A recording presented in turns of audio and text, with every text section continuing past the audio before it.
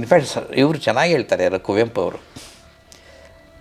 ಯುದ್ಧಕ್ಕೆ ಹೋಗ್ತಾ ಇದ್ದಾರೆ, ಅಲ್ಲಿ ಯಾರೋ ಇಬ್ಬರು ಸೈನಿಕರು ಶ್ರೀರಾಮ ನಡ್ಕೊಂಬತ್ತಾ ಇರ್ತಾರೆ ದಿವಸ ಸಾಯಂಕಾಲ. ಆ ಸೈನಿಕರು ಕೇಳ್ತಾರೆ, ಅಲ್ಲಪ್ಪ ನೀವು ಬಂದಿದ್ದೀರಲ್ಲ ನನ್ನ ಹೆಂಡ್ತಿನ ಕಾಪಾಡೋಕ್ಕೆ ಅಂತ, ನಿಮಗೆ ಹೆಂಡ್ತಿ ಮಕ್ಕಳಿಲ್ವಾ ಅಂತಾರೆ. ನಮಗೂ ಮದುವೆ ಆಗಿದೆ ಸ್ವಾಮಿ ಅಂತಾರೆ. ನಿಮಗೆ ಮಕ್ಕಳಿಲ್ವಾ ಅಂತಾರೆ. ಸ್ವಾಮಿ ಮಗ ಇದ್ದಿದ್ರೆ ನಾನು ಕರ್ಕೊಂಬತ್ತಾ ಇರಲ್ವ ಯುದ್ಧಕ್ಕೆ ಅಂತಂತಾರೆ. ಅಂದರೆ ಅವನು ಅಷ್ಟೊಂದು ಡೆಡಿಕೇಟೆಡ್ ರಾಮನಿಗೆ ಅಂತ. ಹೌದು.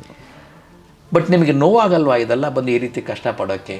ಅವನೊಂದು ಮಾತು ಹೇಳ್ತಾನೆ, ಶ್ರೀರಾಮನಿಗೂ ನಾಚಿಕೆ ಆಗ್ಬಿಡುತ್ತೆ. ಏನು, ನಾವಿಲ್ಲಿ ಹೋರಾಡಕ್ಕೆ ಬಂದಿರೋದು ಸೀತೆಗೋಸ್ಕರ ಅಲ್ಲ, ಆದರೆ ಪತ್ನಿತ್ವವನ್ನು ಕತ್ಕೊಂಡು ಹೋದ್ನಲ್ಲ ರಾವಣ, ಅದರ ವಿರುದ್ಧವಾಗಿ ಬಂದಿರೋದು. ಆ ಪತ್ನಿ ಸೀತೆ ಆದರೆ ಏನು, ನನ್ನ ಹೆಂಡತಿ ಆದರೆ ಏನು, ಅದಕ್ಕೋಸ್ಕರ ನಾವು ಯುದ್ಧ ಮಾಡಕ್ಕೆ ಬಂದಿದ್ದೀವಿ ಅಂತ ಕುವೆಂಪು ರಾಮಾಯಣದಲ್ಲಿ ಕುವೆಂಪು ಒಬ್ಬರ ಸೈನಿಕನ ಕೈಲಿ ಹೇಳಿಸ್ತಾರೆ. ಅದು ನಂಗೆ ಸ್ವಲ್ಪ ಕನ್ವಿನ್ಸ್ ಆಯಿತು. ಹೌದು, ಯಾರೋ ಒಬ್ಬನ ಸೀತೆಗೋಸ್ಕರ ಮಾಡಿದ್ದಲ್ಲ ಅವರೆಲ್ಲನೂ, ತಮ್ಮ ಪತ್ನಿತ್ವವನ್ನು ಅಥವಾ ತಮ್ಮ ಸಂಸಾರದಲ್ಲೂ ಕೂಡ ಹಾಗಾದರೆ ಏನಾಗ್ಬೋದು ಅನ್ನೋದಕ್ಕೋಸ್ಕರ ದುಷ್ಟನ ನಾವು ಎದುರಿಸ್ಬೇಕು ಅಂತ ಬಂದಿದ್ದು ಅಂತ. ಆದರೂ ಕೂಡ ಅವರಿಗೆಲ್ಲ ಆಗಿರೋ ನೋವುಗಳು ಎಷ್ಟಿರುತ್ತೆ ನೋಡಿ. ಆ ನೋವುಗಳ ಪರಿಣಾಮ ಏನಾಗಿರ್ಬೋದು ಅಂತ ಯೋಚನೆ ಮಾಡಿ ಅವ್ರನ್ನೆಲ್ಲ ಓಡಿಸಿರ್ಬೇಕು ಅವ್ರ ಅಣ್ಣಮ್ಮನಿಗೆ ಅನ್ನೋ ಥರ ಯೋಚನೆ ಮಾಡಿ ಕಪಿಲಿ ಪ್ರಸಾರ.